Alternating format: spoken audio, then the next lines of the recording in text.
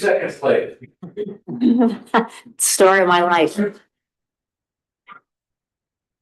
right, good evening and welcome to the City of Sunbury Council meeting. It's July 16th, 2025, 7:30 p.m. Would you please join me in a moment of silent prayer and the Pledge of Allegiance?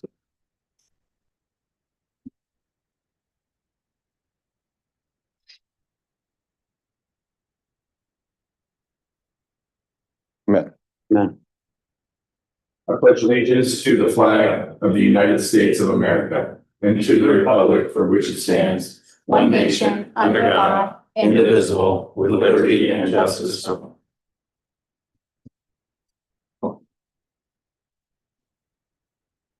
Roll call, please. Mr. Capel, Here. Ms. Dreyer, here. Mayor St. John, Here. Mr. Gose, Here. Mr. Brumney, Mrs. Cooper, here, and Mr. Martin. Absent. We have five present. We do have a quorum. Thank you very much. All right, next item on the agenda, we had a July 2nd council meeting, looking for a motion to approve the minutes. So moved. Got a motion by Mrs. Cooper, Second. second by Ms. Dreyer. Discussion? Roll call? Mrs. Cooper, yes. Mr. Gose, Abstain. Mayor St. John, Yes. Ms. Dreyer, yes. Mr. Capel, Yes. minutes passed. All right, good deal. Next item on the agenda is the visitors section. Are there any visitors that wish to speak with City Council? All right, next item on the agenda, committee reports. Ms. Dreyer? None. None here either. Apple? Ms. Cooper? Yep, we had an events and commemoration committee that met yesterday evening. We primarily talked about the 4th of July. And as you all know, there's a working group for the 4th of July, which includes the police, fire, Daryl, the civic and others. And they had just met that day. So Daryl just kind of had his own notes, but he's going to get us some more. But they said basically everything went very well and they're just going to continue to make it better next year. And we also talked about a donation policy that Daryl is working on. And this is really exciting. And I mentioned between meetings that I'm going to call Mr. Martin about this because he really kind of brought this up. And just a way to give opportunity to residents, businesses and such, an opportunity to donate their time and donate their money, mostly for things in a park, a tree, a park bench, you want to donate a splash pad, all the way up, and just how we can do that and honor those folks. So, yep, thank you. Great, thank you. Mr. Gose? No reports. All right, we did have a finance meeting tonight, and the key topics were, the main topic was a budget amendment where we have a large appropriation that we need to do, primarily attributed to the wastewater treatment plant expansion, and then also moving some funds around related to the Walnut Street program, which we have a grant for, and also the Safe Streets for All. In terms of book balances, we have 21,376,000 on the books. The overwhelming majority of that is encumbered related to large scale infrastructure projects.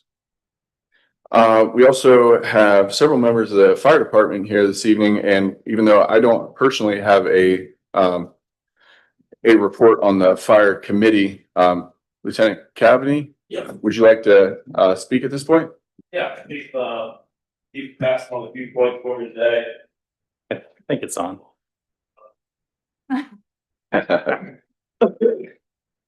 Good evening, I'm Lieutenant Cavaney. I know I've met most of you before. Few points we're gonna talk about. Our hydrant flushing program for the year is getting ready to wrap up. As most of you know, we go across the whole district, flush hydrants as need be. We post those on our Facebook page and encourage all of you to run your waters until it's clear. If you guys see those, share those, get them out and about. Any complaints? We had a lot of them this year. I think just overuse the system, whatever it may be.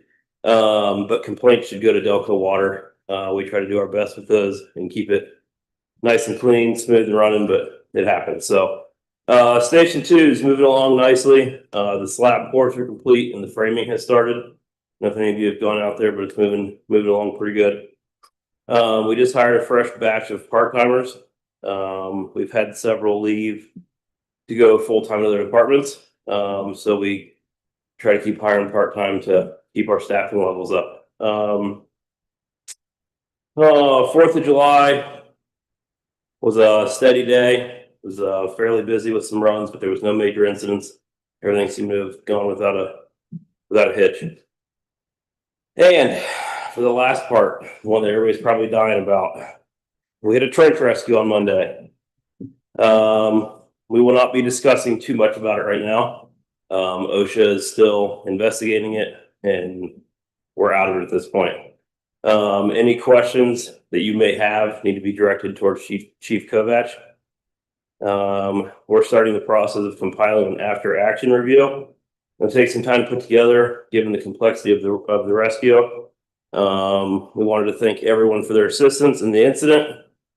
There were multiple agencies, probably around 100 first responders. There's probably 40 trucks there. Takes a lot of people and a lot of equipment for trench stuff. Everything's heavy. There's nothing light in trench. So, and with the heat, the weather, it was expected. Everyone performed exceptionally well, and the outcome, it exceeded our expectations. So, we want to thank the group of residents and Sunbury Curvers for the drinks and ice that was brought to the scene. It was amazing and very much appreciated. I don't know if you guys follow us on Facebook or saw it, but there was probably 9 cases of water and 8 cases of Gatorade and coolers and 20 bags of ice. So I heard that Kroger comped all that too. Like they were just Good. giving it to you. do you guys have any questions for me? I was gonna cover this under new and unfinished business, and maybe Deputy Chief Wade wants to add into it. I saw you on scene, Lieutenant Cavney.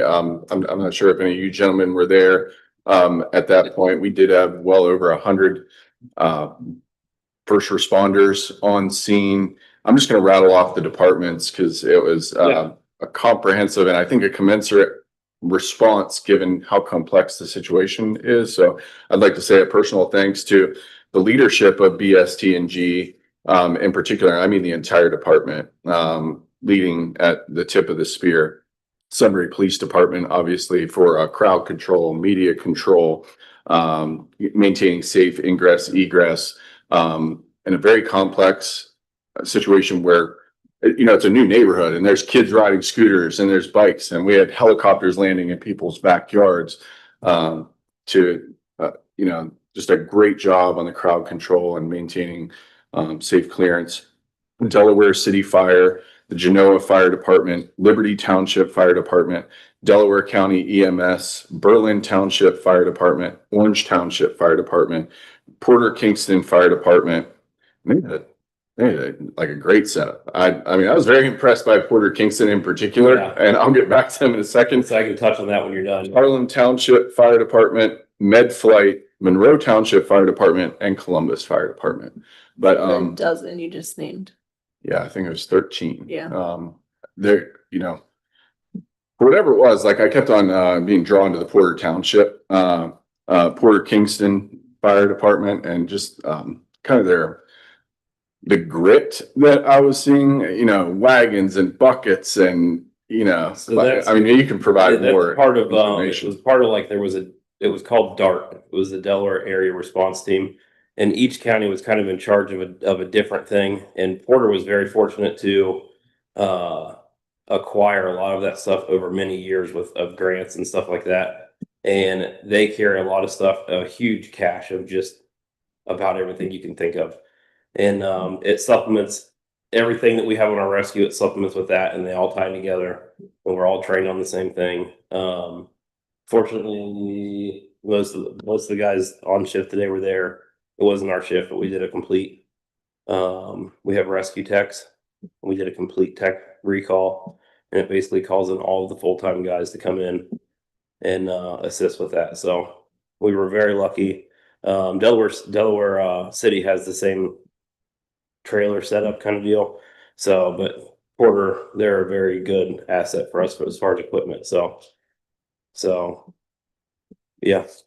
Yeah, that so impressed. It was highly complex, a lot of information, I think both good and bad coming out. I mean, it was a 2-hour response. I'm sure there are going to be lessons learned that come out of it, on the response side I'm speaking of, but yeah, to your point, Lieutenant Cavaney, OSHA is investigating, the city of Sunbury is investigating, as well, to ensure that, we have adequate oversight, and, could have ended in tragedy. It didn't, and that's a big thanks to all of our first responders, that were on site that day. Yep, I agree. Anything you want to add, Deputy Chief? Not just an amazing feat when you've seen all of that come together. There's training that goes into this and trying to orchestrate things when you get into a compact area with a bunch of vehicles, trying to keep an egress for emergency vehicles. I did get an opportunity to relocate one of the Porter Kingston and try fire cars or trucks. So that was nice. Police driving fire trucks down the road. That was kind of interesting. Got to live your Just dream, huh? the fact that to actually see these gentlemen survive this is remarkable. To tip of the cap to y'all and the first responders there to do the job. And likely also I wanted to add into when I came here 3 years ago, almost 4 years ago, one of the things that attracted me was the support of the community. And there was nothing more on display than that day, watching them carry water, ice, offering anything. It was a sight to be seen. So many thanks to the community.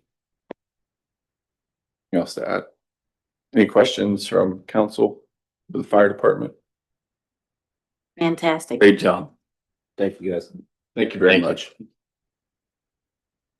Great. Next item on the agenda is the police report. Deputy Chief Wade.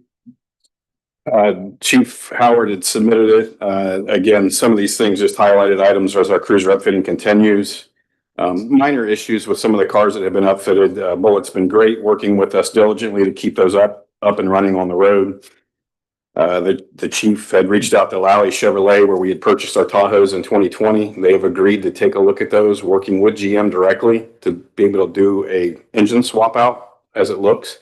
For as little as $1, as much as $1,000, which is about $5,000 to $7,000 cheaper than what we were looking at initially.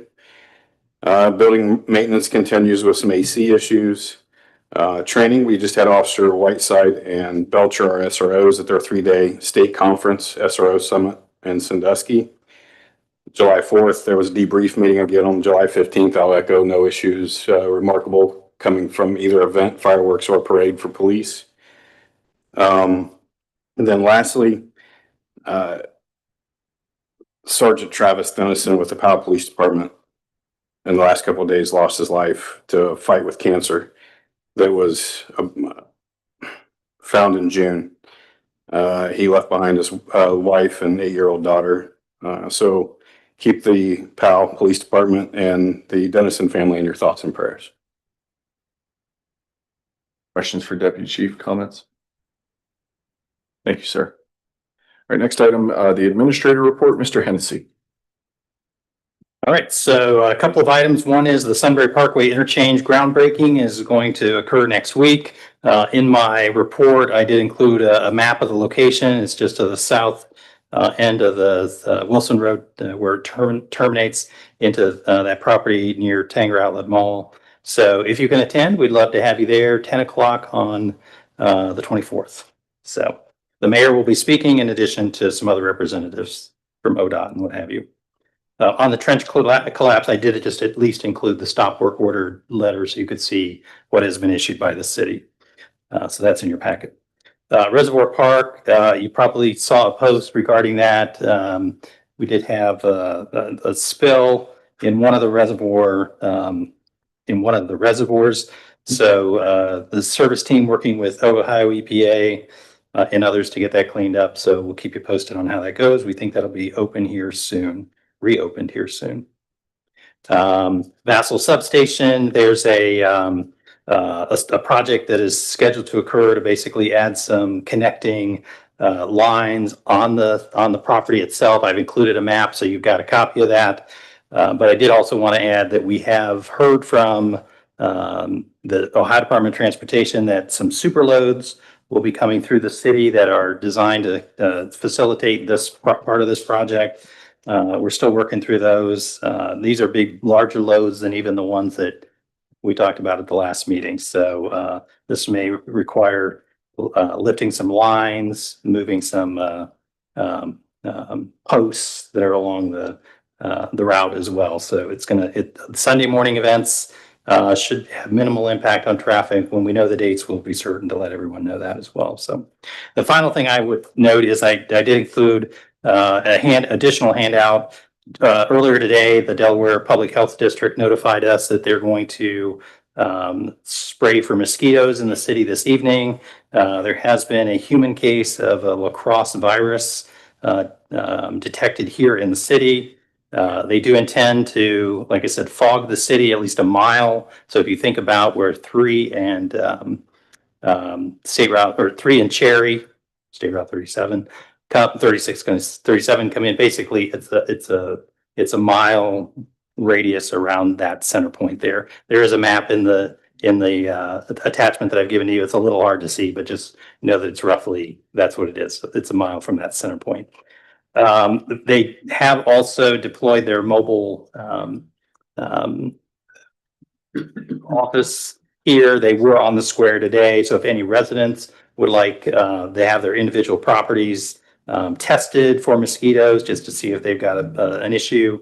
They can certainly reach out to the Delaware Public Health District, but the mobile unit will also assist anyone who has questions. They've got some wipes and what have you, some other things that people may find beneficial. So that's what's going on. Just want to let folks know that.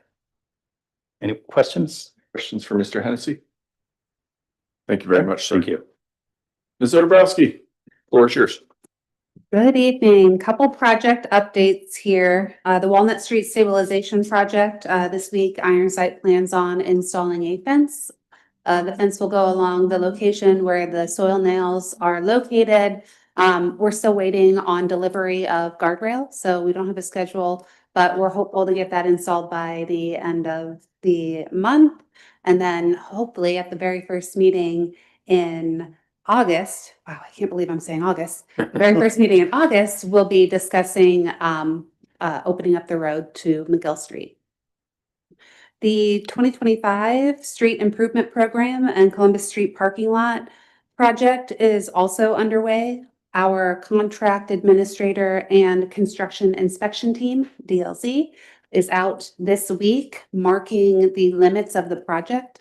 That also includes any streets that have curb that will have curb replacement on them. So some of the streets will have people out marking that way. The contractor is aware of where the limits of the projects will be. They are planning on doing concrete replacement as a first step. It will be a subcontractor newcomer, someone I'm familiar with. They do great work. Starting next week, and then hopefully I will have a more detailed schedule with the streets and when they plan on doing the mill portion of the project. As a reminder, the parking lot at Columbus Street isn't planned to be under construction until September. The design update for East Granville Street widening. I mentioned this in my last update. So the only part I wanted to share is that the public comment is still available on our website. If the public would like to respond, I believe at the last meeting I said July 24th, but it's actually through July 25th. If anybody has comments to share, the feedback that I received last week from our consultant is that 9 comment forms were turned in at the event, and 2 have been scanned in and delivered. No web submissions have been made yet. So if you know someone who would like to share, please direct them to myself or directly to the website. Then under other items, Public Works is ordering a replacement push button sensors for the intersection of Granville Road and State Route 3. So essentially the Ace Hardware, so that those sensors currently aren't working. So once they get ordered, we do plan on installing them in-house. And the school zone flashers that were previously on Cheshire Road have been relocated at the intermediate school on Weatherby Road and are operational, thanks to our Public Works team. And then last but not least, I do have pictures in my report this time, so I'll end with a slight wastewater treatment plant update. I believe one of the things I've shared with the team is that they will be working on the aerobic digesters through the summer. I realize that if you're not actually out in the field and you talk about completing just one item, it actually makes people question, well, why is it taking so long to do that? If you look at this picture, the very first one for July 2nd, there will be 2 new aerobic digesters in this location. That pit that you see there is approximately 60 feet by 100 feet and about 25 feet deep. That pit, they will be pouring in place and reinforcing concrete. They just started, and I don't have a picture of it yet, but hopefully I'll continue to share those with you. They're just starting to pour the floors of these structures. So after they complete that, they have to do the walls to secure them. And they plan on doing this through the end of August into early September. I did share a picture of the rebar, which, very impressive for these large vaults that will be created. And also pointing out that, we realize this is a large pit. There is a sump pump operational. So the third picture there is just showing their operation and how they are managing water on the site. And then, of course, my fourth picture is just a map so you can get oriented. I've got a blue arrow in the upper left corner there that is the entry to the wastewater treatment plant. So you can see that large hole that's been dug for the aerators is that area that is in the red circle. Any questions? Any questions? Public, can our residents see these pictures?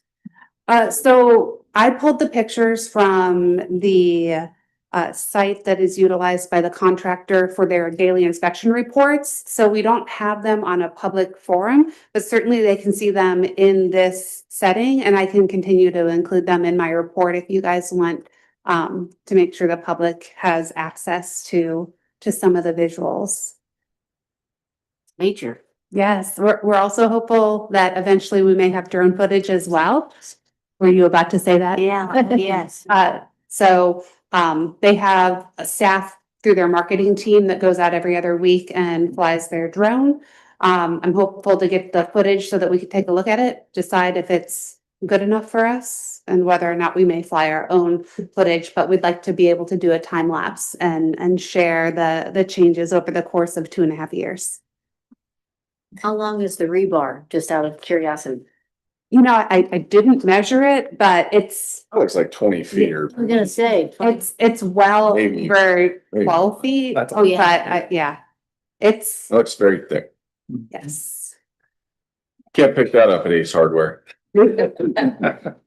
We saw some of this on the 4th of July when we were Yeah. up at the middle school, and my kids thought maybe this big hole was gonna be a swimming pool. And so I'll just pass that on to the JRD, that a nice pool would be. Great location, tropical wastewater treatment plant. Yeah. Oh, they think swimming pool. Question. What does this look like, the aerobic digester, when it's done? Is it still open? Yes, It- yes, both of those will be Buildings open. taken from it, have the banks been built up at all, being it's so close to the creek in that floodplain? So the entire area has a silt fence around it. I mean, for when it floods, Flooding. after it's done, I'd hate to see water going in that and all that going right down to we'd have. Yeah, they're going to be looking at the grading. It'll be very similar to the current aerobic digesters. They are the first containers that have the bubbling sludge in them when you walk forward and the foam on top. So it'll be a similar orientation. There's a ton of piping that goes into this as well that will help with drainage.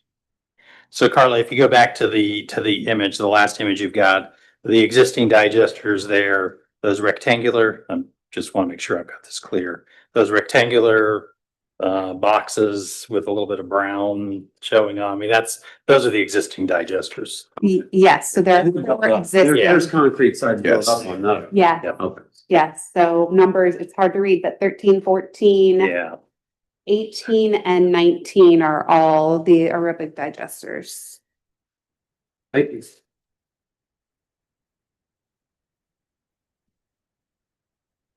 you maybe just, for peace of mind, show us, either a topographic view or like a cross-section view of, what final grade will look like, either as you're coming into the wastewater treatment plant or show the height difference between top of aerobic digester to creek bottom. Yep, I'll get some elevation views. Yep. Thank you. Any other questions? All right, we're a little over halfway through the council meeting. Resolutions, third reading, resolution 2025.14, resolution awarding the contract for the Sunbury Municipal Building renovations, lower level project, Sutherland Building Company. Looking for a motion to approve. I'll make it. We got a second by Mr. Capel. Discussion, roll call. Mayor St. John, Yes. Mr. Ghost, Yes. Mrs. Cooper, Yes. Ms. Dreyer, No, and Mr. Capel. Yes. 4 yeas. Motion approved.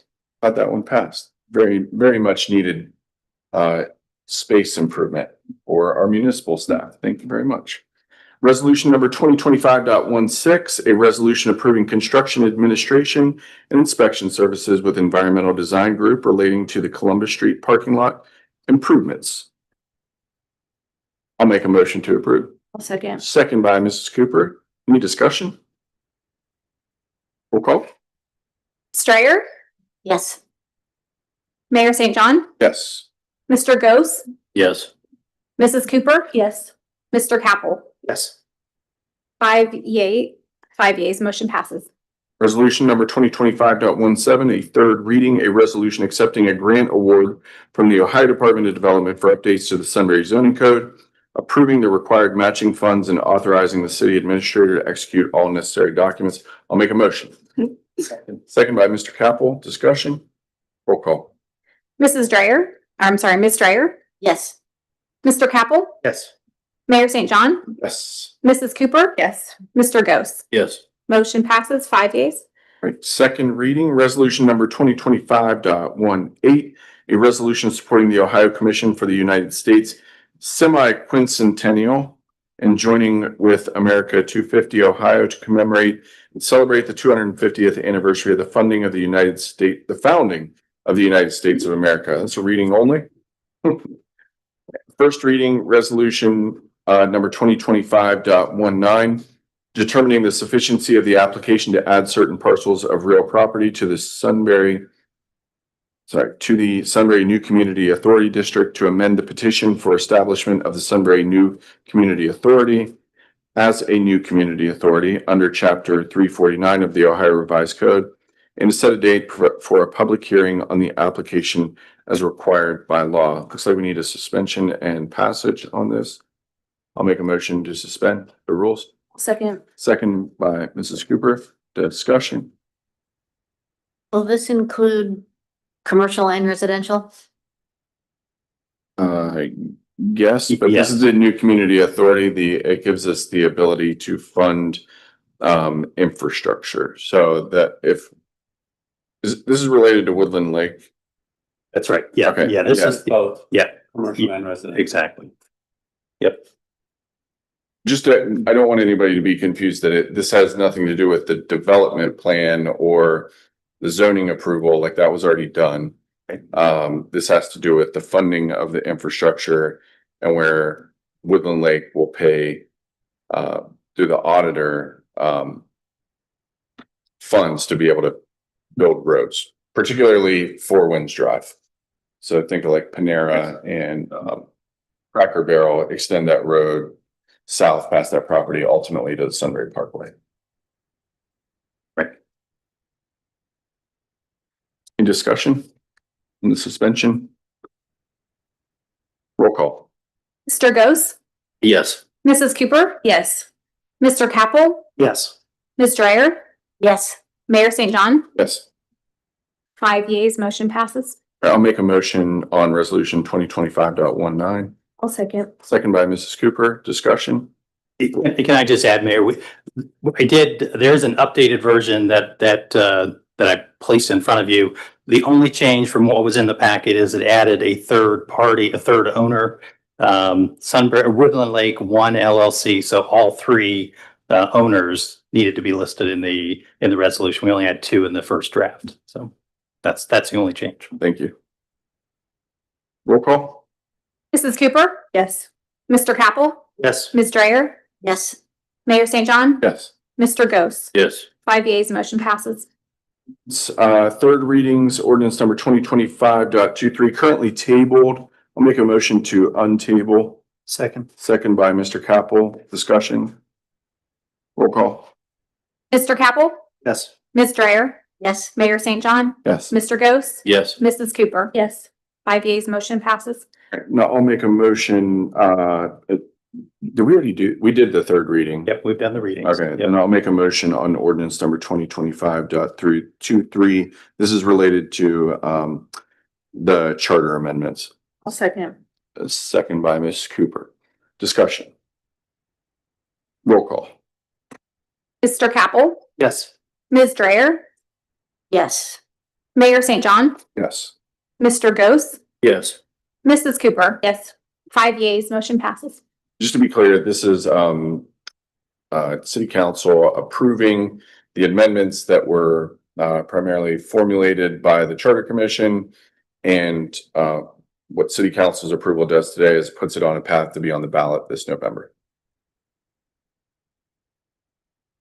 All right, second reading ordinances, ordinance number 2025.24, an ordinance authorizing the expansion of the city's community reinvestment area number 041-756-0201 and amending resolution number 2006-04 and ordinance number 2024.12 and declaring an emergency. This is a reading only. First readings, ordinance number 2025.25, an ordinance declaring the improvement to certain parcel of real property to be a public purpose and exempt from taxation, establishing a municipal public improvement tax increment equivalent fund, and providing for the collection and deposit of service payments into that fund, specifying the public infrastructure improvements directly benefiting the parcel, and declaring an emergency. Any discussion? It's a reading only. All right, and first reading ordinance number 2025.01.2, second amended. An ordinance amending the 2025 annual appropriations. All right, thank you. All right, we are on to new and unfinished business. Mr. Hennessy and myself just add this board appointment B, S, T, and G. Right now, Mr. Martin has been out for an extended period of time. We aren't looking for action on this, but I think at our next meeting, we'll have a better sense of if we need to appoint any other council members to fulfill this role. Right now, I am the alternate, thank you. And just due to my schedule, it's been a little bit tricky trying to attend all of the meetings. They have a large scale fire department build that's going on right now, and I feel like we need to be represented. So we'll touch base with Mr. Martin over the next couple of weeks and see if we need to make any changes to the board structure committee assignment. Sound good? Yes. All right, new and unfinished business, Ms. Dreyer? well, I wanted to say, I mentioned this before, but Cream Corner is doing outstanding. The new Cream Corner, they're doing outstanding. I'm happy for them, really. It's great to see that back in action. And also under old business, I want to go back to the police station. The incidents there that are causing some damage to the brand new building. Who's responsible for repairs?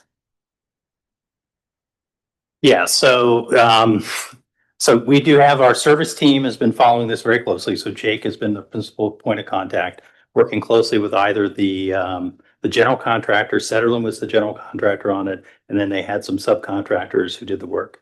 Subcontractors then provided a warranty on the work, the materials and the work, the quality of the work product as well. So a lot of the follow-up at this point has been with the subcontractors under the warranty to get the work completed. There have been a few items where we've gone back to Setterlin. Setterlin has assisted in trying to get the subs back to do the work that they need to do. We've also had at least one instance in which we've re-engaged the architect regarding some air balance issues.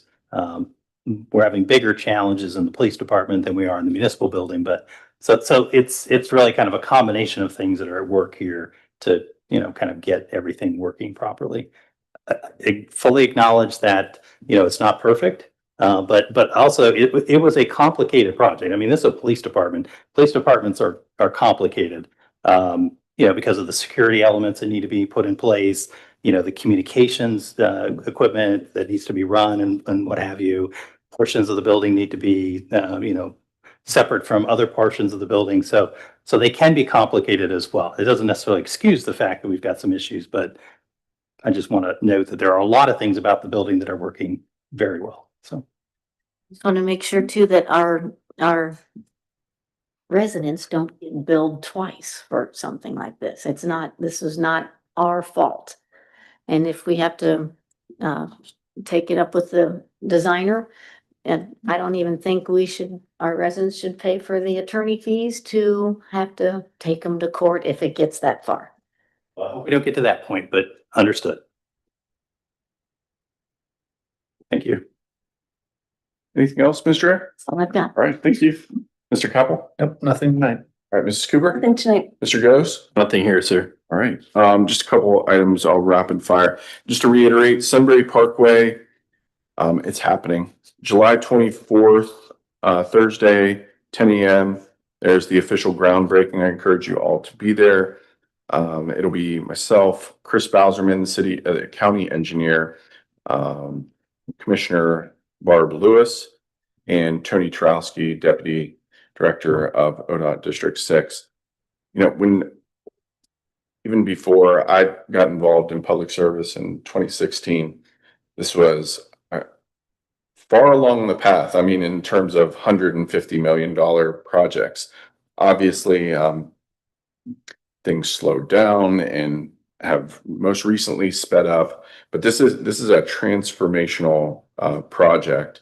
It is not often that ODOT elects to build large scale roads. And if there wasn't the public-private partnership that we've developed and the partnership with ODOT and the county, this project would not be happening.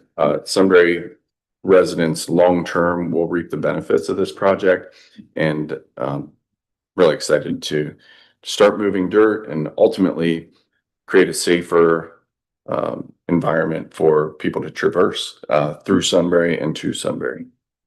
By the way, Mr. Mayor, phase one of that project, can you, for the record, just comment on it? Yeah, generally the boundaries are Wilson Road, which is south of the Outlet Mall, to approximately to 3Bs and a K Road. It doesn't get all the way there, but pretty close. There will be southbound on ramp and a northbound exit ramp. And there may be one more. Am I missing any? And a large scale bridge over the top. So think of like the bridge being the thing you're going to see. All the lanes and the multi-use trail bridge will be installed in this. That's all phase one, right? Yes, Yeah. and don't quote me on the dollar amount, but it's somewhere like around $50 million total. It's going to be some of the most expensive work. Yeah. So, and as a reminder, that's the bridge that'll have Sunbury's name on it. Mhm. And $300,000. 45. To memory now, didn't you? That's good. First three digits. The other thing I was going to say is I don't know the exact amount. We can get that, but it did come in under budget, pretty significantly under budget. So, and that's a great thing, I think, from ODOT's perspective. So, and the contractor that's working on it has done other work for ODOT elsewhere in the state, maybe not as much here, but yeah, really feel like, again, it's transformational in terms of moving forward, but it's also fitting within the budget, the public funds that have been committed to this project. So it's going to be a great opportunity for us. I have a previous commitment, so I won't be able to make it, but I hope someone will be able to take pictures. Yeah, me too. All right. Just want to reiterate, I think 4th of July was just wonderful across the board. Yeah, I think Lieutenant Cavaney hit on it. I mean, there really weren't any major significant issues. If you even think about the amount of fireworks that were set off by residents and how dry it was, I mean, there were no major issues whatsoever. I think it's just such a well-run event. I think it's at least what I think of residents that come into town. They're like, wow, this is amazing. It's kind of like a trip back in history. And I know my dad always says it feels like the 1950s, you know, when you come in and watch the parade and things like that. So yeah, just an amazing weekend, 3-day weekend, very intensive for our law enforcement community, for our volunteers, for our city staff. A lot of planning goes into it, but excellent work. Kudos to everyone. We already hit on the trench collapse, and the last thing I'll hit on is last we spoke about property taxes and state budget, where we are. So the House and Senate passed the budget. It was on June 30th or thereabout. The governor signed it, I think, the same day, and it had line item vetoed several items. Some of the more sensitive ones are related to levies and primarily targeted at schools. And Governor DeWine was not comfortable with that, so he line item vetoed that. The House and Senate are going into session on July 21st in an attempt to override three of the governor's line item vetoes. I encourage you to research those yourself. The city's not taking a formal position on those at this point, but if they are overridden, there will be impacts to school funding across the board, not just for Big Walnut, but for all school districts in Ohio. So keep an eye on that. That's all I have. Anything else? It's the best website to for that. The one that I think is the most succinct and relative to municipalities is the Ohio Municipal League sends out an email. Do you get their emails? It usually says OML. Do you guys get those? Yeah. I don't think I do. I get them. We can get you a website because they actually advocate on behalf of Sunbury and provide very succinct summaries of where these issues are. And you can sign up for their newsletter and you'll get one right away. That is one way. Mr. Hennessy, do you have any other recommendations? No, I was going to say the municipal league. So no, not really. I mean, the Legislative Services Commission follows it as well. But they're following it a little bit more on a technical front than maybe the municipal league, which is following it from a policy perspective. So we'll get you the link. Okay. And if we find Unbiased. anything else, we'll let you know. Is it unbiased? Well, I mean, they're advocating for the municipalities, so I wouldn't say that they're. I would say it's biased, Yeah. but you being somebody that represents the city, yes. Yeah. I think you're biased as well in terms of like what's in the best interest of cities. However, with that said, this is what I do on personally. I use, if you use Google or Google News or Apple News or something that compiles a bunch of different news sources, you can type in, like I use Google News, and it's not Google that's producing the news. They compile articles from all over related to topics. So I'll search topics or star topics in there, and then it's pulling in like Cleveland Plain Dealer, the Belmont County Dispatch. I mean, it's from Lima County or Allen County News, All Glaze County. And it, at least for me, I don't look at one news source. I look at several news sources. I also look at the text. And that's why I would encourage you to read it, because for me to explain my version of what they're trying to override, I think you should do your own research on that. Read. Sound good? All right, team, anything else? Motion to adjourn. We got a motion to adjourn by Councilwoman Cooper, Second. second by Mr. Ayer. Discussion? 44 minutes in, roll call. Mr. Capel, Yes. Ms. Dreyer, Yes. Mayor St. John, Yes. Mr. Ghost, Yes. Mrs. Cooper. Yes. 5 yeas. We are adjourned. Thank you. You just do it.